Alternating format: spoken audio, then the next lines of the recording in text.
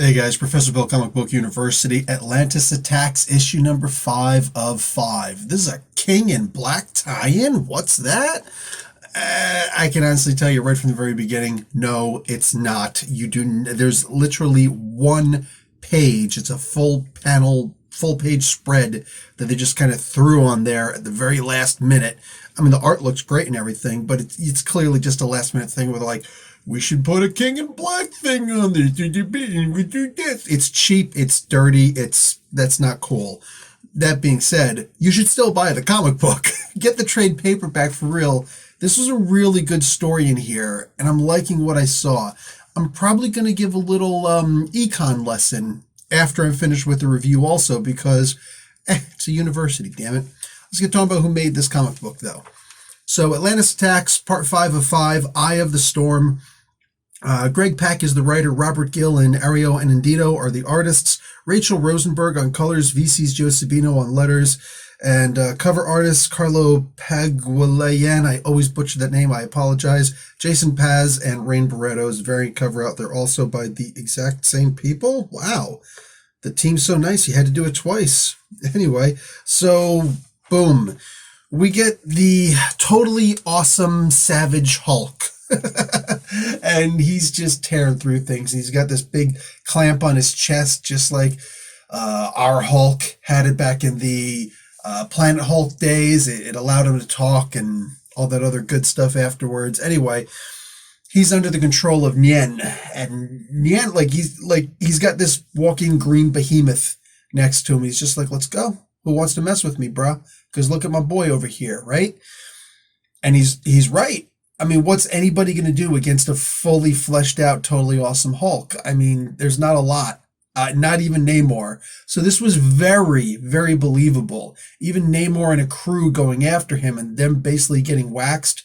Yeah, very believable. And you know me, I'm a huge Namor mark. I see Namor, I'm like, somebody getting their ass whooped and it's going to smell like fish and it's going to be awesome. There was a lot about mind control in here. There was a lot about a lot of things in here, but basically this was a way to end the story.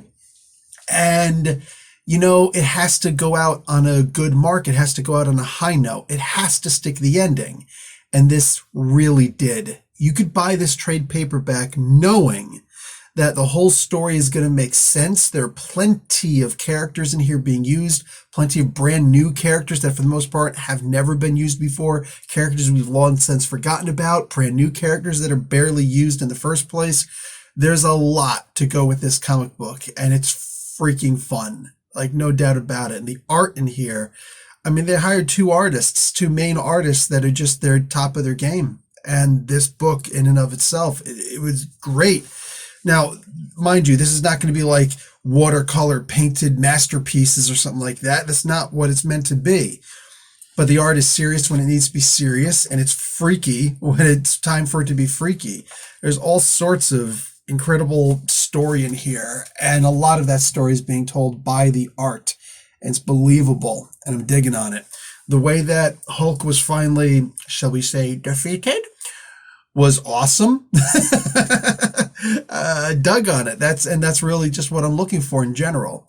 Now, let's talk a little bit about economics, simply for the sake of conversation, because I think that a good point was touched on in here, and it was kind of, Greg Pak knows what he's doing. Okay, Pak knows what he's doing in telling this story, because there's a lot in here about not just the idea of capitalism.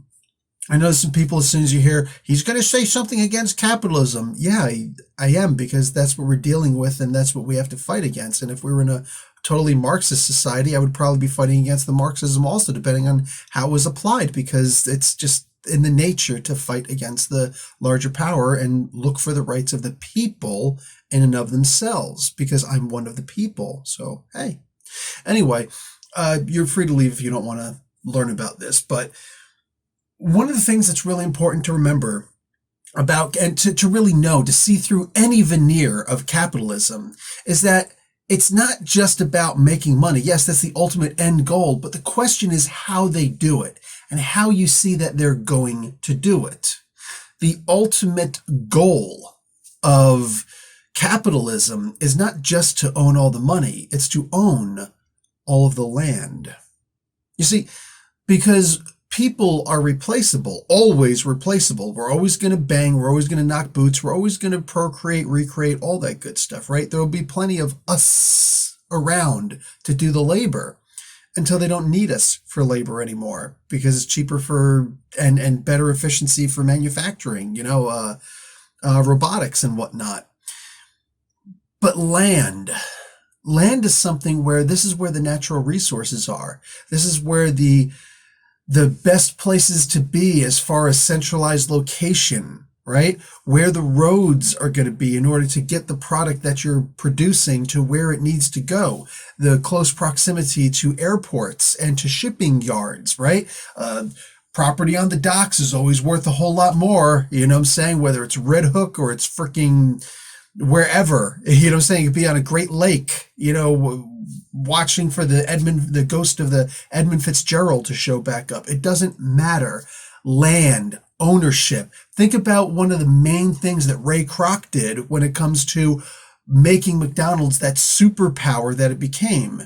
He said, it's not enough to just own the building and the product and pay the people and all that stuff. No, you have to own the land that the building is situated upon. You have to actually own the foundation. When you own the property, that's when you have full rights, more rights to do what you need to do.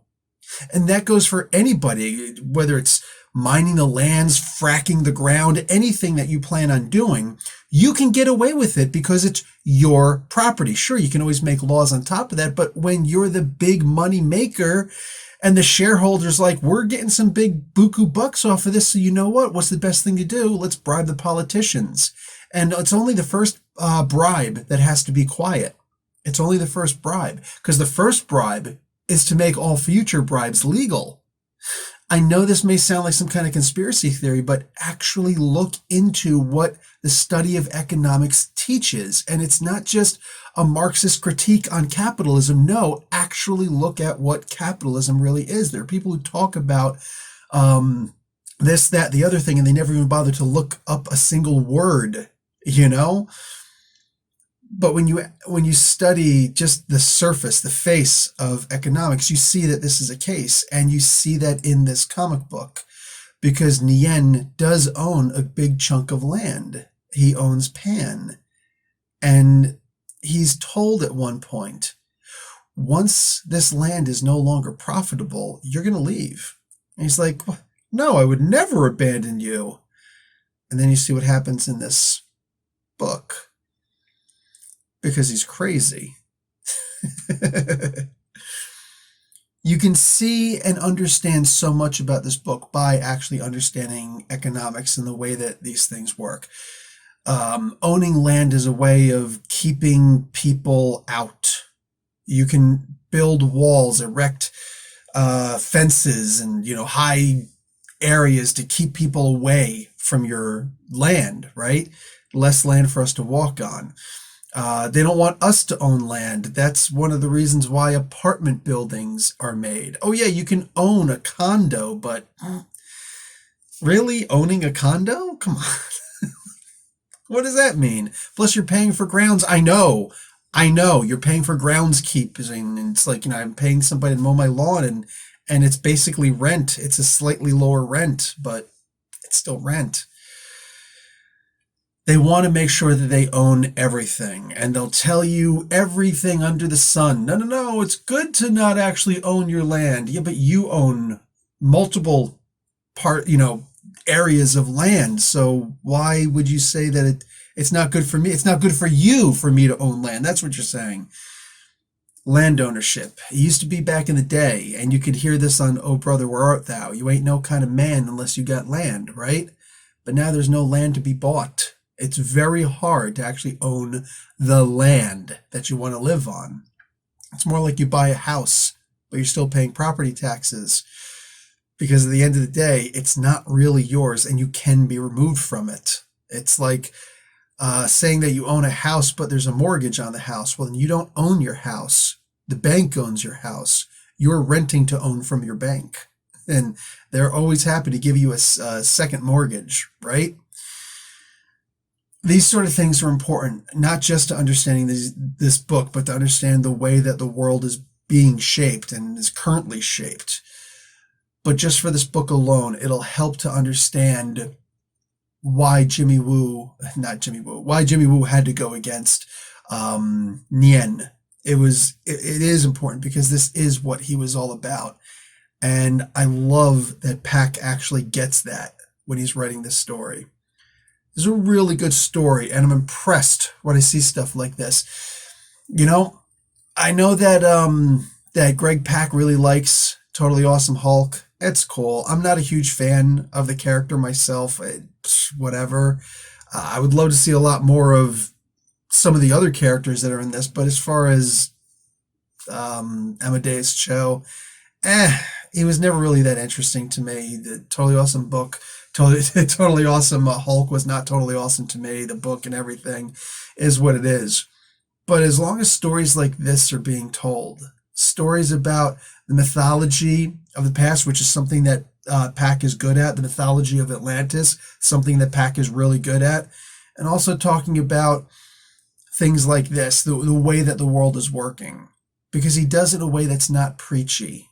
You know, it's in a way where it's so good that I actually have to start telling you, no, these things are in the book in order for you to extract them, right? So it is what it is. I enjoyed this, and I hope that you guys will too. Also, this story is going to follow up in King in Black Namor. I believe that's just supposed to be a one-shot, but I can't remember. The list is in the back. I don't really feel like looking the whole thing up. But it's going to be it's going to be in here. King in Black Namor is going to drop on the 9th. Oh, so next week that's dropping. Damn. Okay, and there is going to be a part 2, and that's going to be at the end of this month, the 30th. So right after Christmas. All right, sexy. I'm digging on this. But that's where this story is going to continue. These characters and all that stuff. So I like that, and I hope that those 2 books tell us where it's going to go after that, because I do want to see more of these characters. I do want to see more of the agents and the new agents of Atlas, because it's a good story. It's good to tell. And I hope that Marvel is willing to take whatever relatively minor loss there is in this book, because you want to make a movie. I mean, Shang-Chi, we know that Shang-Chi is going to be a big deal, right? Not just here, but especially in a place like China. Hey, it's a movie about us and our culture. And one of the main focuses on movie culture in China is on wushu, right? So, hey, Kung Fu, it's right there. It's waiting for you, bud. Well, guess what? This would also be a great story to tell also. And if Shang-Chi's in here, what a great segue into it. So I hope that Marvel and Disney do take the chance and say, we're going to put out this book, even if it's not going to be the most successful thing in the world, because it is worth it, all the stories that will be told going forward. It's saving Kevin Feige a lot of work. It's saving a lot of people a lot of work. And ultimately, that decision is, I suppose, with Feige. He's in charge of Marvel Comics. Also, not just the MCU and the MCTVU, which is Disney Plus streaming. Anyway, that's really all I got, guys. Like the video, watch an ad, and check out comicbookuni.com. And I'll talk to all y'all later. Professor Bill, Comic Book University. Class dismissed.